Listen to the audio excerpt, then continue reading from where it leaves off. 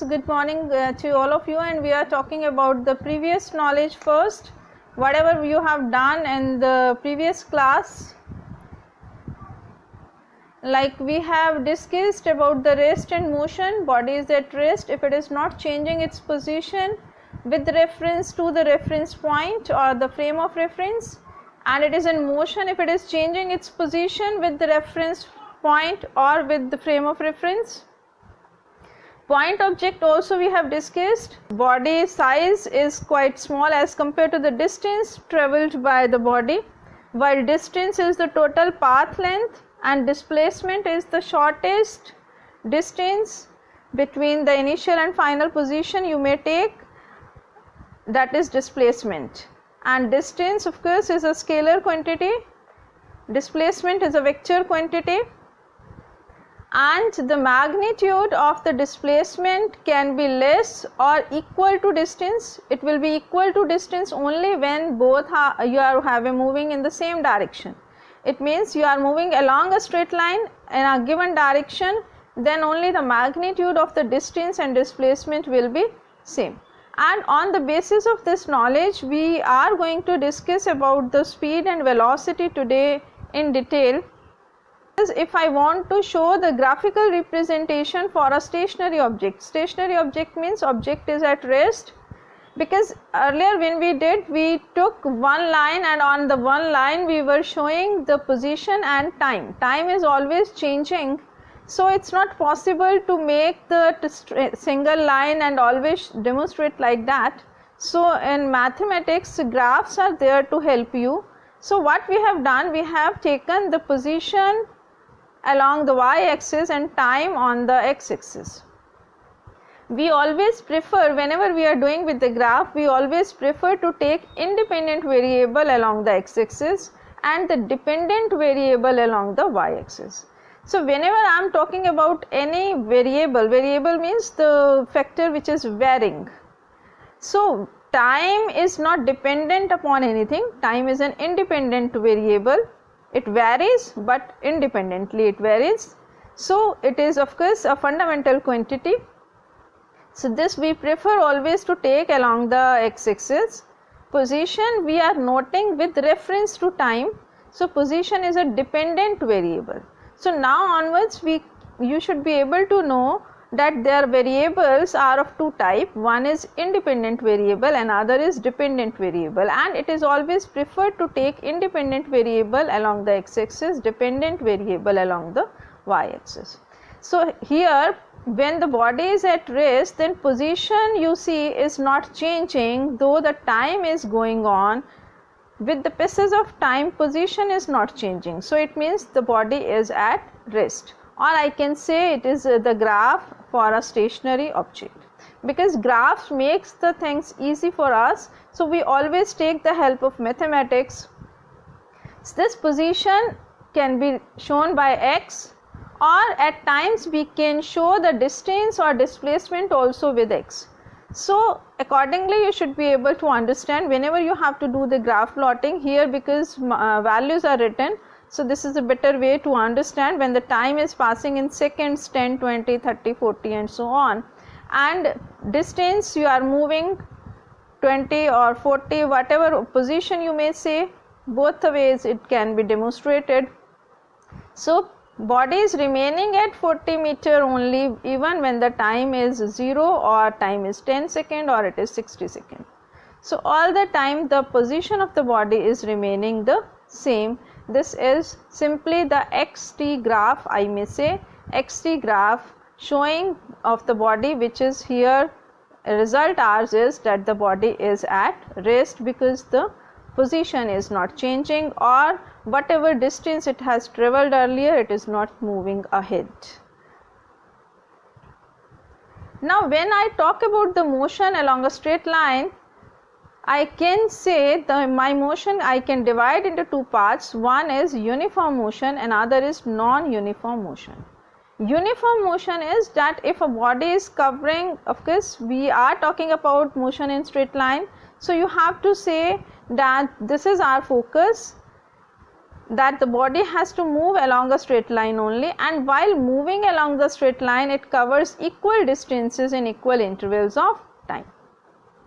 Then this motion we will say it as the uniform motion, of course along a straight line. So if I draw the position time graph, then at any point you see the position which is moved is equal, or I can say the distances which are moved are equal. That can always be seen by taking the slope of the position time graph. It is a line passing from the origin with a slope, and slope is not changing with the change in time. So that is showing that the body is having the uniform motion. But if the object is moving along a straight line but it is covering unequal distances, then the motion will be termed as non-uniform motion.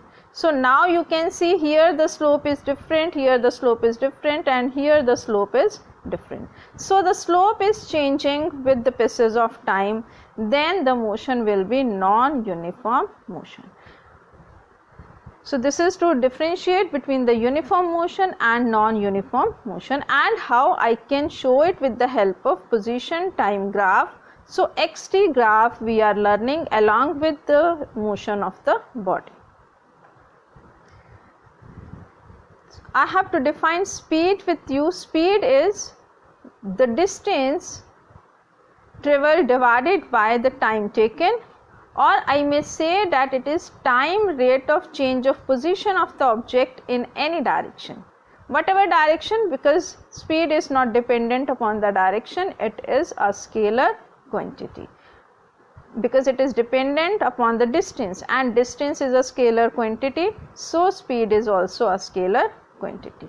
If I want to write the SI unit as meter per second, but of course we can write the bigger units, that is kilometer per hour. When you talk about the speed of your vehicle, you speak in terms of kilometer per hour only, and otherwise in SI unit it is given in meter per second.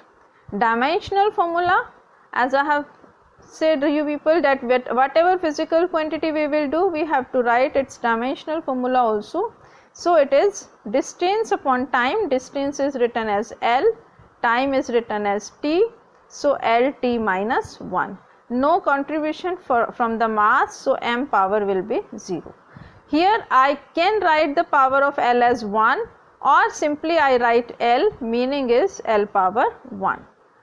Of course speed can be positive or 0, but it is never negative. This point is to be noted, because whatever direction we move, that direction I will consider it as the positive direction, as distance is always positive.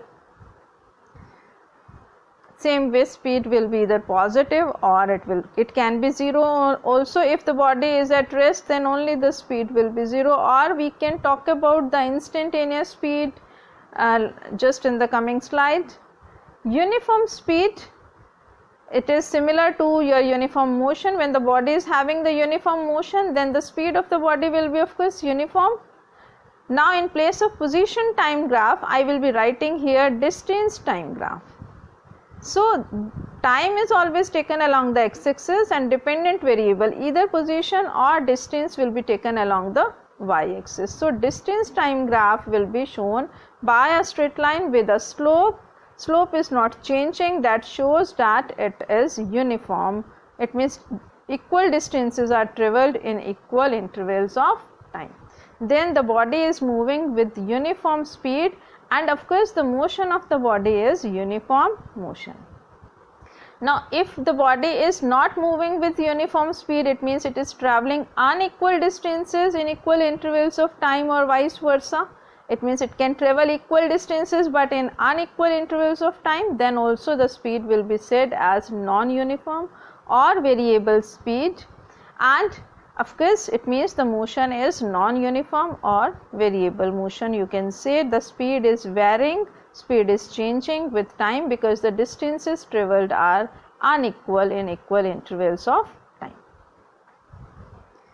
If the body is moving with the variable speed, then I can speak about the average speed. So average speed can be calculated that is the ratio of the total distance traveled divided by the total time taken. That we can calculate, and that will be the average speed of that body, because it is traveling unequal distances in equal intervals of time or vice versa. As I said, in that case we can always look for the average speed. For the uniform motion, average speed will be equals to that constant speed. So but in your non-uniform motion, average speed can be calculated by simply adding the total distances traveled divided by the total time taken. And if I want to find the instantaneous speed, it means the body is moving with variable speed and I want to find the speed at any instant of time. That is termed as instantaneous speed. And when whatever you are having, if you are moving in a car or any other vehicle, you are always having on the screen with you speedometer, which tells you about the speed at that time.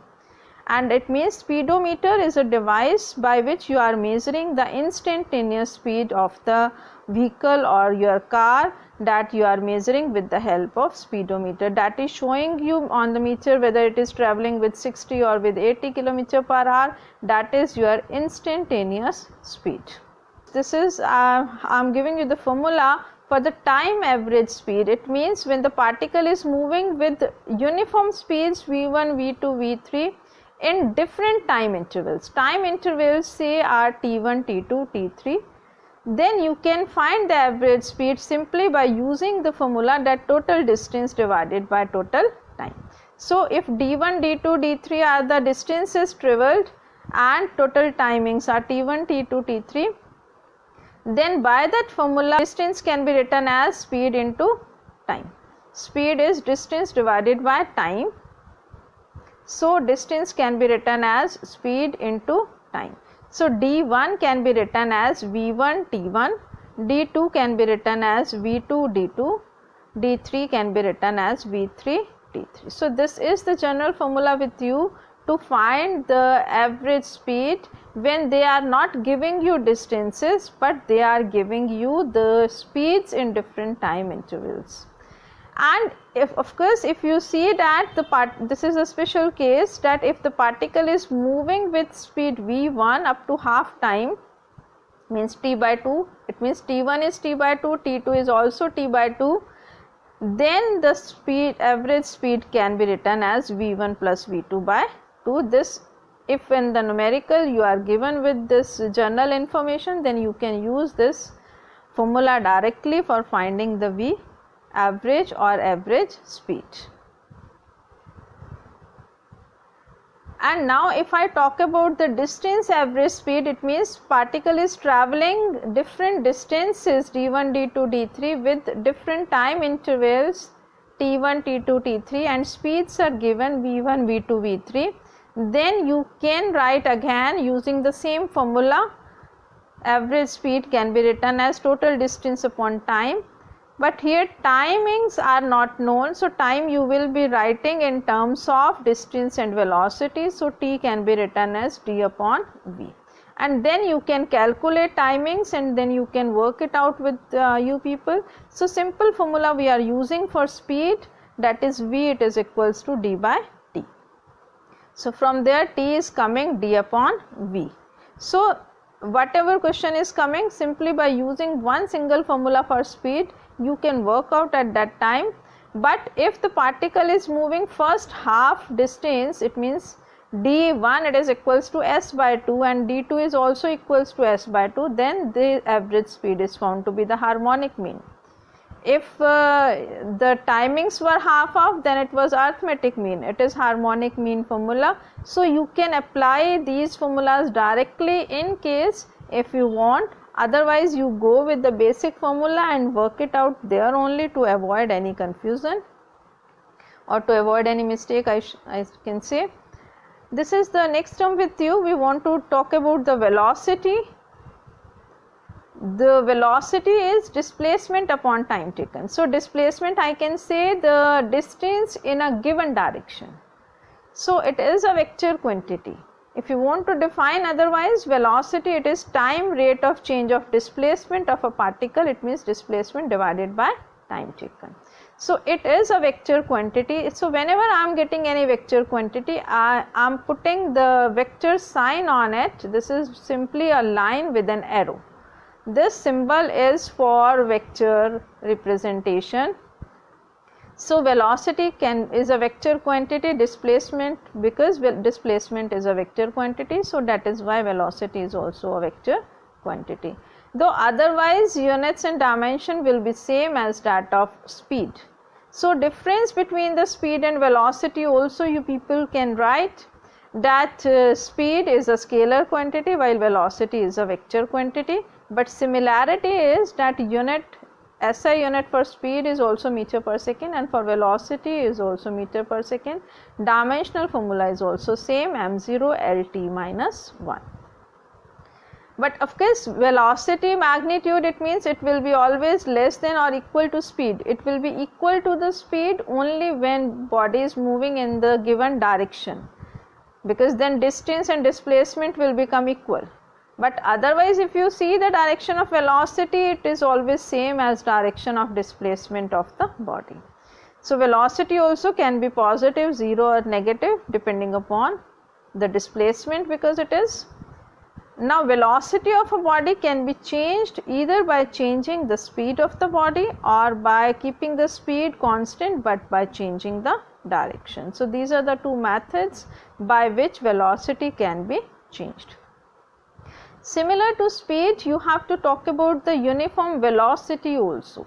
Particle is said to have uniform velocity if magnitude as well as direction of its velocity remains same. It means velocity is not changing. So now the graphical representation, one is of course I can show by the displacement time graph. Another is I can make the velocity time graph also. Velocity is remaining constant. It means velocity is not changing with the time. Here we have done with the position time graph, distance time graph, displacement time graph. Now this is velocity time graph. And for the uniform velocity, velocity is constant. It means body is again moving with uniform motion in a given direction only, because direction is important. Velocity is a vector quantity. And the area under this velocity time graph, I can find the displacement of the body in uniform motion. So this formula can be used by you people in solving the questions. And if I talk about the displacement time graph or position time graph, if a body is having positive velocity, then this is just moving upward with the slope, and if it is having the negative velocity, then it is coming downward. It can go on even on the negative axis we can take. And you should be knowing that if I can find the slope of this position time graph or displacement time graph, it gives me the velocity. Slope finding is simply find the difference, like I am moving from A to B, I will draw the projections on the x-axis, I will draw the projections on the y-axis. Projections means perpendiculars. You have to draw the perpendiculars on time axis as well as on displacement axis or position axis.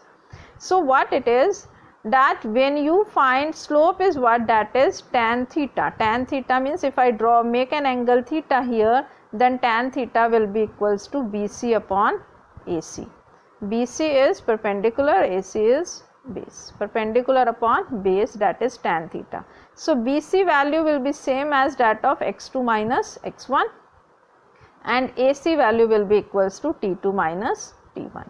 So velocity will be equals to x2 minus x1 divided by t2 minus t1. This is the slope of the displacement time graph or slope of the position time graph, and this will give me the velocity when you have to write the equation for uniform motion. It means initially if I am at origin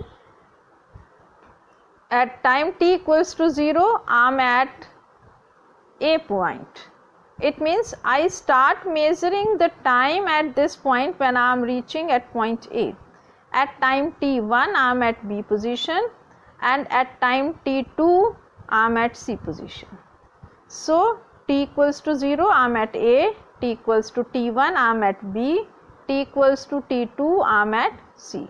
And if you find the positions in, or I can say the distance or displacement, because I am moving along a straight line in a particular direction, so distance and displacement will be same. So the same equation can be done for the speed or for the velocity, because the only difference is of direction in speed of and velocity is there. So x naught is the initial position. It means when I start measuring my time, I am at a distance x naught, and then at t time I am reaching at the distance, this is x1, and at t2 time I am at distance x2. So at time t1, if I am saying the object is moving, I am supposing that the body is moving with uniform motion. It means velocity is constant or uniform velocity. Then I can write x1, it is equals to x naught plus v t1, because you can find v, that is the uniform velocity, it will be equals to x1 minus x naught divided by t1 by the definition. Similarly, you can write x2, which is equals to x naught plus vt2, or you can find x2 minus x1, that is equals to vt2 minus t1. This you can find from the slope of the graph also directly, or by using this simple definition method, which is known as analytical method. So whenever I derive any equation by the definition method, that is known as analytical method, and if I use the graph to find it, then that is known as graphical method. So this I have already done with the graph, just in the previous slide you have heard, and this is by the analytical method. So this is the equation for uniform motion, that is, you can say v equals to x2 minus x1 divided by t2 minus t1, or you can write x2 minus x1, it is equals to v into t2 minus t1. Now if the body is having the non-uniform velocity or variable velocity, it means the body is having either the magnitude or direction of the velocity is changing, or both are changing, then the body will be said as the non-uniform velocity. And when the body is having non-uniform velocity, then we can talk about the average velocity. Average velocity is simply the displacement upon time. Displacement is delta x, which is x2 minus x1, or I can simply write x minus x naught. Similarly, time interval delta t, delta is a symbol for change. So change in the position divided by change in the time, we are finding. So change in the position will be the displacement, change in the time will be the time which is used to move that particular distance or displacement. So this is, if I want to represent graphically, now of course it will be not having a straight line, but slope is changing at every point. And average velocity, you can take any 2 points on the graph and you can draw the projections on the x-axis, on the y-axis, you can find the slope, and slope will give me the average velocity. Instantaneous velocity, same way instantaneous speed also can be done with the graph method, that I am having this graph. Now what is happening, I am having for different intervals I have drawn the projections. So what you have to find is, when I define the instantaneous velocity, of course we are in need of defining the instantaneous velocity or average velocity whenever the body is moving with variable velocity. If the body is moving with constant velocity, then velocity is constant, then that any point you can take the slope, it will come out to be the same. Now instantaneous velocity, of course it is the velocity at a given instant of time. It means at this, if t time I want to find the velocity, then I have to draw the projection at p point on the x-axis, on the y-axis, and I find that slope, and I will be able to get the velocity. This is, we are taking the help of mathematics to define the instantaneous velocity, that if I take the general formula for the average velocity that we have discussed just now, that is delta x upon delta t, that is the average velocity. Now if this delta t time interval tends to 0, this is limit delta t tends to 0. Limit means we are limiting the case when time is approaching 0. Tends to 0 means it approaches 0, but of course it is not becoming equals to 0, because if it becomes equals to 0, then in the denominator it will be 0, so velocity will become infinite, so it will be undefined. So this is simply, in mathematics we study limits and derivatives. With the help of that I can find the instantaneous velocity. So delta time interval becomes infinitely small, means it is becoming tending to 0, but it is not equals to 0. So we will be putting an arrow which is showing that time interval tends to 0. And so this, if I am taking this interval, this is tending to 0, then at this time whatever is the value that we write as dx by dt. D by dt is the symbol for the derivative. I am just going to discuss with you. These are the formulas which you may use in the coming classes for the limit. Like if I take sine theta or sine x equals when the x is tending to 0. Sine 0 you all know it is 0. So it will be having the same value as of sine 0. Similarly for cos x, if x is tending to 0, it is becoming 1. Now if I have sine x upon x, so sine 0 we will not be taking as 0, means sine theta upon theta. So sine theta will become equals to theta only, and the ratio will come out to be 1. This formula you will be using in the coming classes also.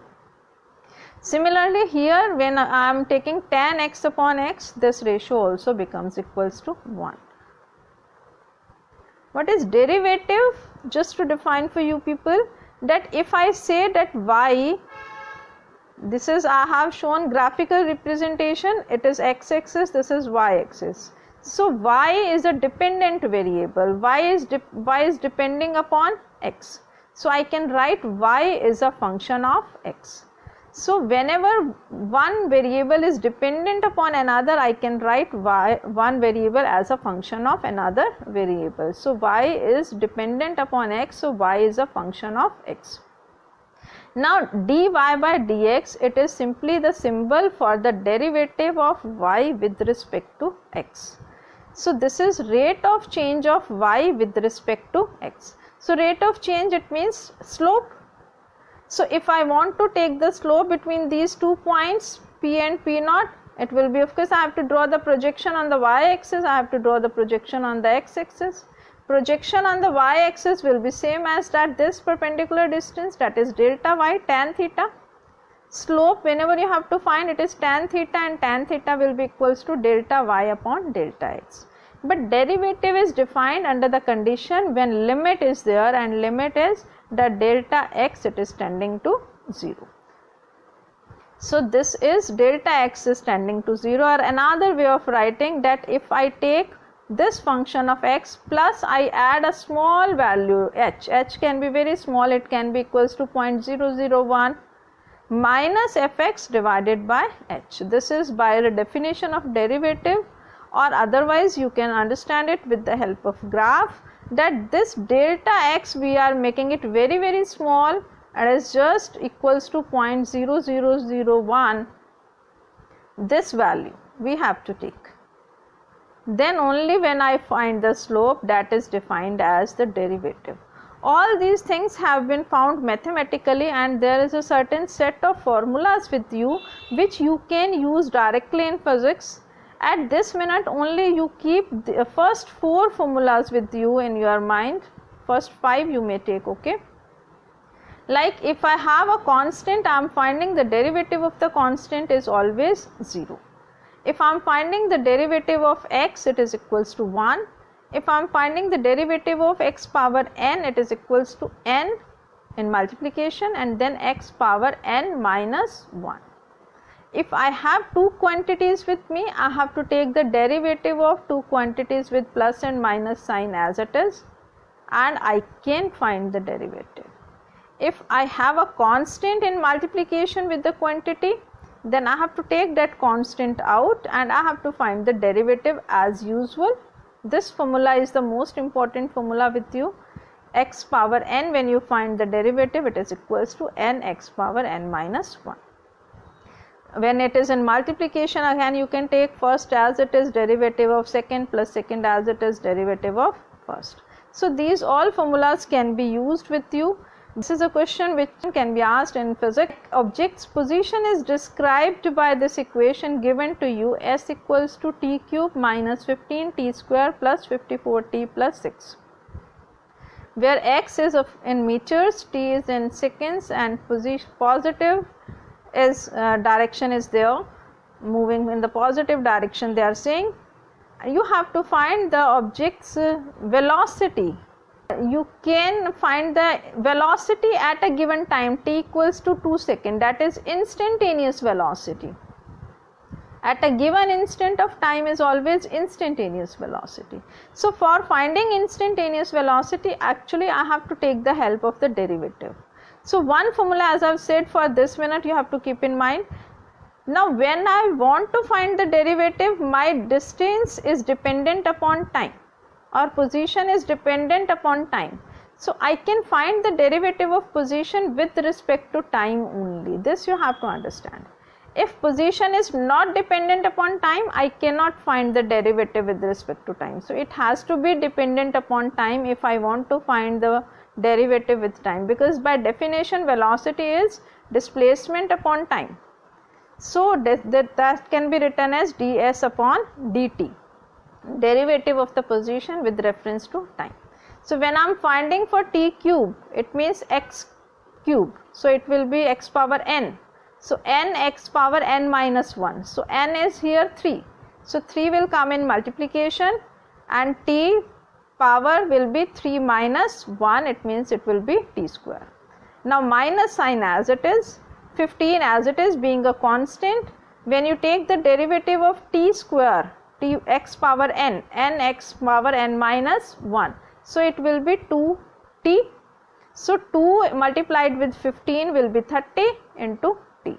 Now when you write for 54 as constant, derivative of t with respect to t is 1. That's it. If you want to find the derivative of a constant, here 6 is a constant quantity, derivative is always 0, so no need to write anything. This is the velocity as a function of time. I am getting the result. Velocity is dependent upon time. Now if time I put value equals to 2 seconds, then t square means 2 square means 4. I will be putting the value, minus sign as it is, 30 as it is, and the value of t again you will put 2, plus 54 as it is you will put, and you will work it out to find the velocity, that is coming out to be 6 meter per second, instantaneous velocity. See to it, units you will mention always whenever required, because if you are not mentioning the units, then of course you are not going to get any marks. Keep things up to this. Thank you.